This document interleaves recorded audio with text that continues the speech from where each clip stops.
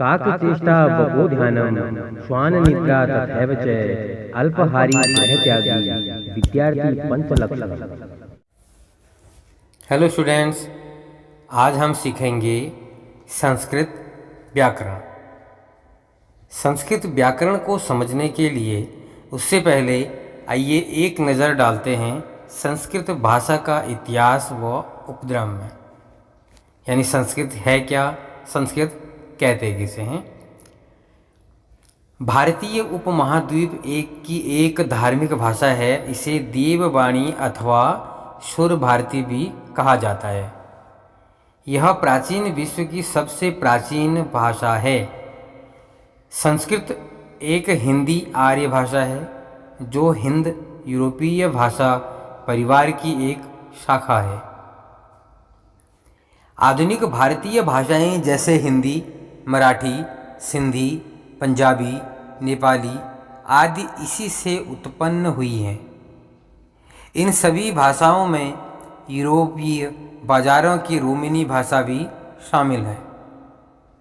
संस्कृत में वैदिक धर्म से संबंधित लगभग सभी धर्म ग्रंथ लिखे गए हैं। बौद्ध धर्म, विशेषकर महायान तथा जैन मत के भी कई महत्वपूर्ण ग्रंथ संस्कृत में लिखे गए हैं। आज भी हिंदू धर्म के अधिकतर यज्ञ और पूजा संस्कृत में होती है। आइए अब एक नज़र डालते हैं, आगे समझते हैं संस्कृत व्याकरण। वर्ग प्रकरण यानी संस्कृत वर्णमाला। संस्कृत वर्णमाला में 13 स्वर, 33 यानी 33 व्यंजन और 4 अयोगावाह ऐसे केवल मिलाकर ये 50 वर्ण हैं। यानी जिसमें 13 स्वर होते हैं, 33 व्यंजन हैं और 4 अयोगवाह ऐसे कुल मिलाकर जो है 15 वर्ण हैं। स्वर को अच और व्यंजन को हल कहते हैं। अच जो है वो 13 हैं, यानी जो स्वर हैं वो 13 हैं। हल जो है वो 33 हैं, यानी व्यंजन जो हैं वो 33 हैं। आयोगवाह जो हैं वो 4 हैं। 14 स्वरों में से 5 शुद्ध स्वर हैं, जैसे अ, ई, उ, री, ल और 9 अन्य स्वर आ, ई, उ, री, ल, ए, उ, औ ये हैं। संस्कृत में हर अक्षर स्वर और व्यंजन के आयोग से बनता है। जैसे कि क यानी क हलंत अधिक अ यानी क। स्वर सुर ऑब्लिक लय,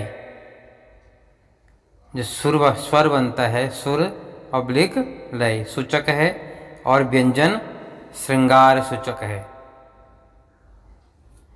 संस्कृत में वर्णों के उच्चारण का स्थान समझते हैं एक बार टेबल के अनुसार। मुख के अंदर स्थान स्थान पर हवा को दबाने से भिन्न भिन्न वर्णों का उच्चारण होता है। मुख के अंदर 5 विभाग हैं जिनको स्थान कहते हैं। इन 5 विभागों में से प्रत्येक विभाग में एक एक स्वर उत्पन्न होता है। ये ही 5 शुद्ध स्वर कहलाते हैं।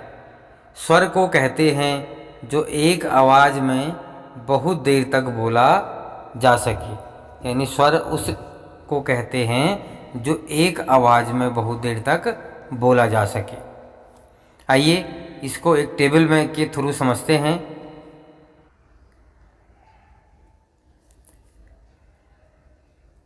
पहला हमारा है स्थान, सेकंड कॉलम हमने बनाया है स्वर, उसके बाद बनाया व्यंजन, उसके बाद बनाया है अंत्यस्थ और लास्ट है हमारा ऊष्म।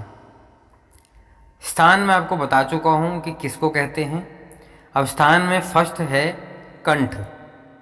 तो कंठ के अंदर, कंठ जो स्थान है उसमें पहले स्वर में जो आते हैं, जो वर्ड हमारे जो अक्षर हैं, वो है अ, आ। अब आ जाते हैं व्यंजन वाले कॉलम में। व्यंजन में जो आएंगे कंठ में वो होगा क, ख, ग, घ, अंग।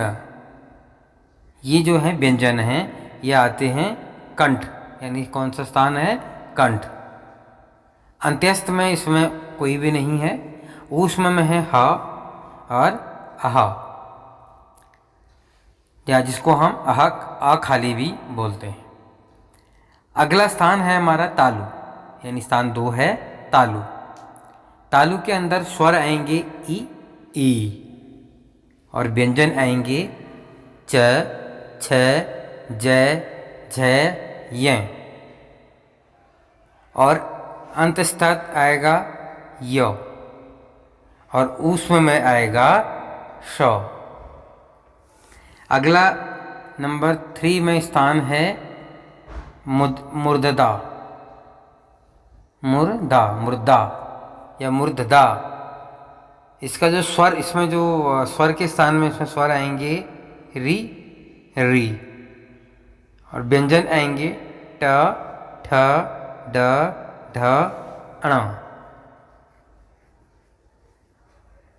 अंतस्थत में आएगा र और ऊष्म में आएगा श। अगला हमारा नंबर 4 स्थान है दंत। दंत में आता है स्वर ल और व्यंजन आता है त, थ, द, ध, न और इसमें अंतस्थत आएगा ला और ऊष्म आएगा स। अगला हमारा स्थान है ओष्ठ। ओष्ठ में स्वर आएंगे ऊ और व्यंजन होंगे प, फ, ब, भ, म, यानी प, फ, ब, भ, मैं। अगला हमारा अंतस्थत, इसमें कोई भी अक्षर नहीं होएगा, ना ही कोई ऊष्म होएगा। अगला स्थान है नासिका, नंबर 6 है नासिका। इसमें स्वर कोई भी नहीं होता, इस स्थान में स्वर का कोई भी अक्षर नहीं होगा, जबकि व्यंजन में अंग, ड, य, अण, न, म ये होंगे। अंतस्थत में कुछ भी नहीं होता और न ही ऊष्म में होता है। नंबर 7 स्थान है, नंबर 7 का जो स्थान है वह है कंठ तालु। कंठ तालु में स्वर आएंगे ए और व्यंजन इसमें नहीं होता, नहीं अंतस्थत होता है, नहीं ऊष्म होएगा। नंबर 8 स्थान में है कंठोष्ठ। कंठोष्ठाई में आएगा ओ, आ और व्यंजन में खाली रहेगा, यहाँ पे कुछ आता नहीं है, नहीं अंतस्थत में आता है, नहीं ऊष्म में आएगा। अगला स्थान है दंतोष्ठज। दंतोष्ठज में आएगा, स्वर में कुछ नहीं होता, कोई अक्षर नहीं होते इसमें, नहीं व्यंजन में होते हैं, अंतस्थत में होते हैं व और ऊष्म कुछ भी नहीं होएगा। तो ये हमने टेबल में, यानी टेबल श्रेणी के अनुसार हमने इसको समझा। आइए अब वर्णों का विभाजन समझते हैं। 33 व्यंजनों में 25 वर्ण हैं, यानी वर्गीय वर्ण हैं। 33 व्यंजनों में 25 वर्गीय वर्ण हैं, यानी कि वे 5-5 वर्णों के वर्ग में विभाजित किए हुए हैं। बाकी के 8 व्यंजन विशिष्ट व्यंजन हैं, क्योंकि वे वर्गीय व्यंजन की तरह किसी एक वर्ग में नहीं बैठ सकते। वर्गीय व्यंजनों का व्यंजन उनके उच्चारण की समानता के अनुसार किया गया है। वर्णमाला को 3 भागों में विभाजित किया गया है। पहला स्वर, व्यंजन, अयोगवाह। स्वरों का विभाजन एक बार देखते हैं। मूल स्वरों की संख्या 9 है। जैसे अ, आ, ई, उ, री, अंग, अह। ये हमारा स्वरों का विभाजन है। स्वर हैं हमारे 9। संयुक्त स्वर 4 होते हैं, यानी संयुक्त स्वर जो होते हैं वो 4 होते हैं। ए, ओ, औ। ये जो है हमारे संयुक्त स्वर हैं। स्वरों को 3 भागों में बांटा गया है, यानी जो स्वर हैं उनको भी हमने 3 भागों में बांटा है। ह्रस्व स्वर, दीर्घ स्वर और प्लुप्त स्वर। ह्रस्व स्वर ये संख्या में 5 होते हैं, यानी जो ह्रस्व स्वर है वो 5 होंगे। अ, ई, उ, री, ल। दीर्घ संधि और दीर्घ स्वर ये संख्या में 7 हैं। आ, ई, उ, री, ए, ओ, औ।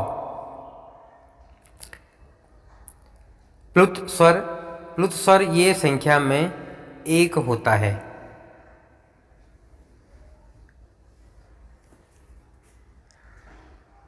संवर्त और विस्वृत स्वर।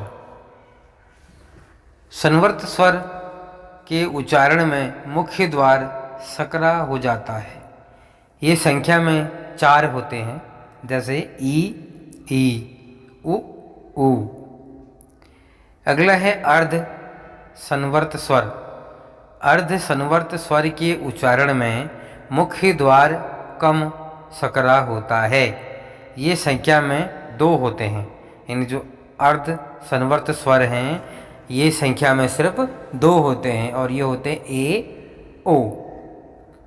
संवर्त स्वर 4 होते हैं, और जो अर्ध संवर्त स्वर हैं वो 2 होते हैं। इसके बाद है विवर्त स्वर।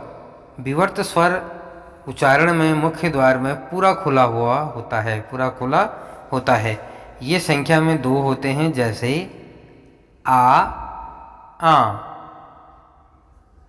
तो इसमें सिर्फ 2 होते हैं। अगला हमारा है अर्ध विवर्ती स्वर। अर्ध विवर्ती स्वर के उच्चारण में मुख्य द्वार अध खुला होता है। ये संख्या में 4 होते हैं। आ, ए, औ, आ।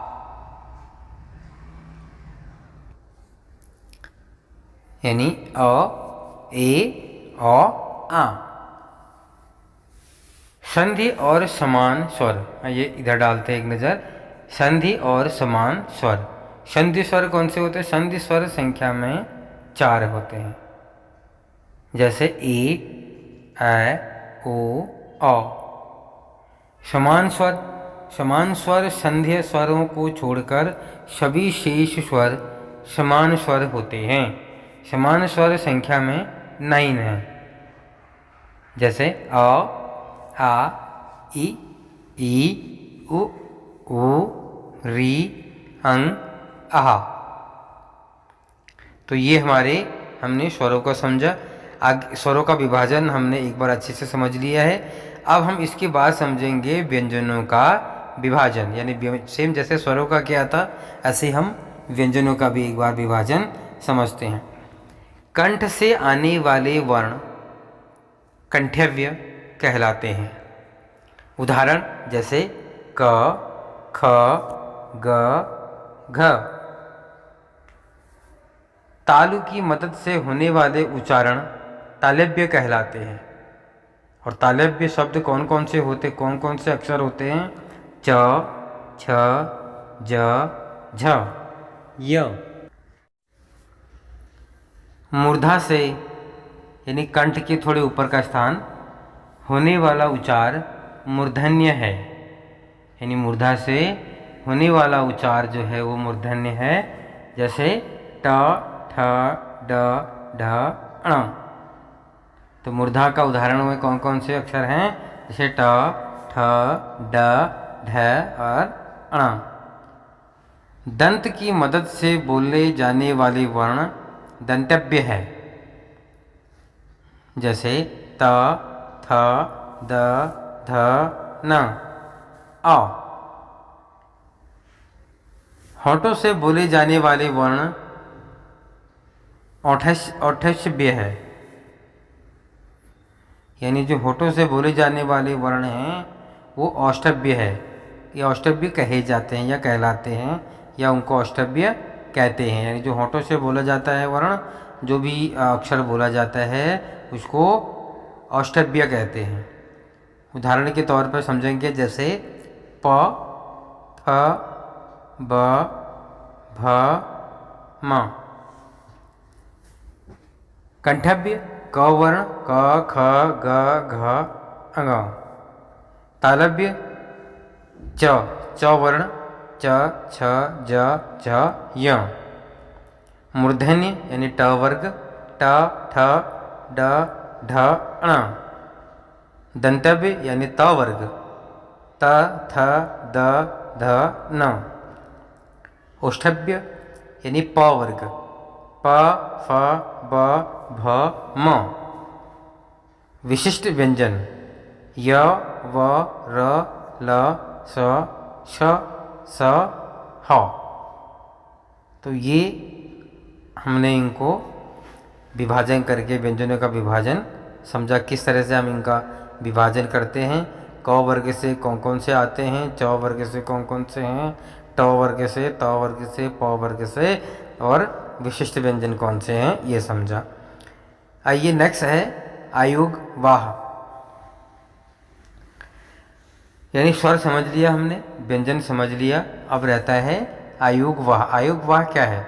स्वर और व्यंजन के अलावा, यानी स्वर को छोड़ के, व्यंजन को छोड़ के, अनुस्वार, विसर्ग, जिह्वामूलीय और उपधमानीय, ये 4 आयुग वाह कहे जाते हैं। और इनके उच्चार कुछ खास नियमों से चलते हैं जो आगे इस वीडियो में दिए गए हैं, जो मैं आगे इनको आपको बता रहा हूँ।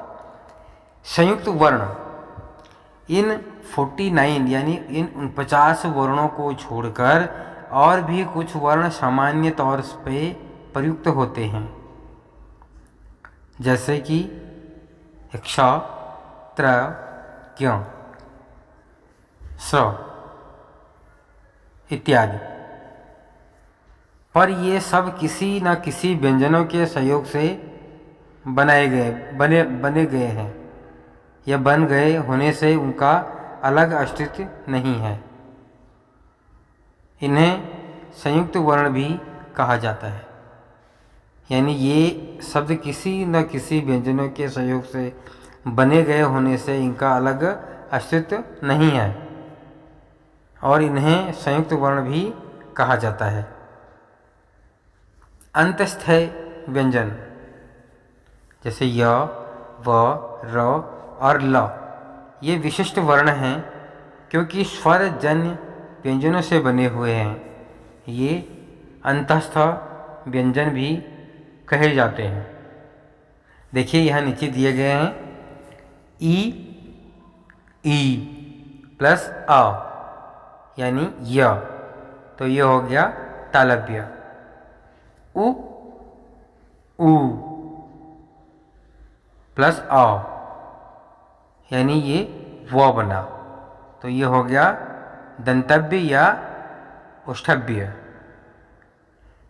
री ऑब्लिक री प्लस अ, ये बन गया र, तो ये हो गया मूर्धन्य। ल ऑब्लिक ल प्लस अ, ये हो गया ल, यानी ये हो गया दंतव्य। ऊष्म व्यंजन, इनके अलावा स, स और स के उच्चारणों में बहुधा अशुद्धि पाई जाती है। इनके उच्चारण स्थान अगर ध्यान में रहे तो इनका उच्चारण काफ़ी हद तक सुधारा जा सकता है। श तालव्य, स मूर्धन्य, स दंतव्य, ह कंठज, ये चारों ऊष्म व्यंजन होने से काकचेष्टा बको ध्यानम श्वान निद्रा तथैव च अल्पहारी गृहत्यागी विद्यार्थी पंचलक्षण।